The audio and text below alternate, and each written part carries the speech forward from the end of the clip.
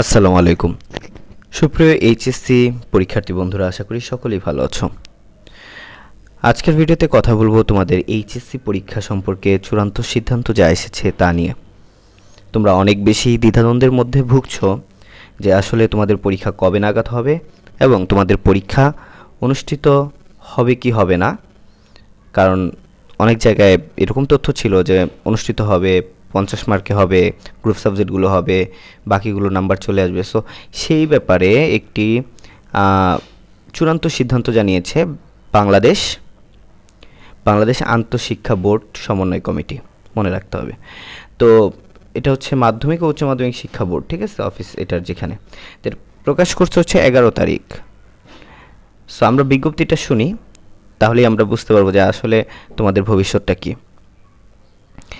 সংশ্লিষ্ট সকলের অবগতির জন্য জানানো যাচ্ছে যে সামাজিক যোগাযোগ মাধ্যমে 2024 সালের এইচএসসি ও সমমানের পরীক্ষা সংক্ষিপ্ত নম্বরের ভিত্তিতে মূল্যায়ন সম্পর্কিত একটি বিজ্ঞপ্তি প্রচারিত হয়েছে, যার পত্র নং এত, তারিখ এত।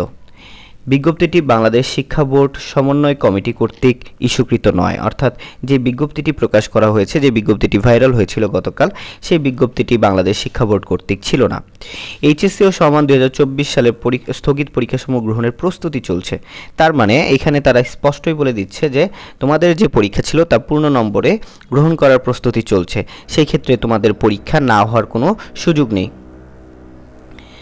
এরপরে তোমাদের কি বলা হয়েছে দেখো, বলছে জাতীয় শিক্ষাক্রম ও পাঠ্যপুস্তক বোর্ড কর্তৃক প্রকাশিত 2024 সালে এইচএসসি ও সমান পরীক্ষার সিলেবাস ও মানবন্টন অনুযায়ী এই পরীক্ষা অনুষ্ঠিত হবে। অর্থাৎ যেই মানবন্টন ছিল, ঠিক আছে, তোমাদের 2024 সালের জন্য সেই মানবন্টনেই পরীক্ষা হবে, এখানে কোনো সংযোজন বিয়োজন নেই। এইচএসসি ও সমান পরীক্ষা 2024-এর স্থগিত পরীক্ষার সময়সূচি অতি শীঘ্রই ঢাকা বোর্ড ওয়েবসাইট সহ বিভিন্ন ইলেকট্রিক ও প্রিন্ট মিডিয়ার মাধ্যমে জানিয়ে দেওয়া হবে। অর্থাৎ তোমাদের যে নতুন সিলেবাস, নতুন রুটিন, সেটাও কিন্তু খুব শীঘ্রই প্রকাশ করা হবে এবং প্রকাশ করা মাত্রই আমরা রানাস টিচিং হোমের এই চ্যানেলে তোমাদেরকে দেখিয়ে দিব।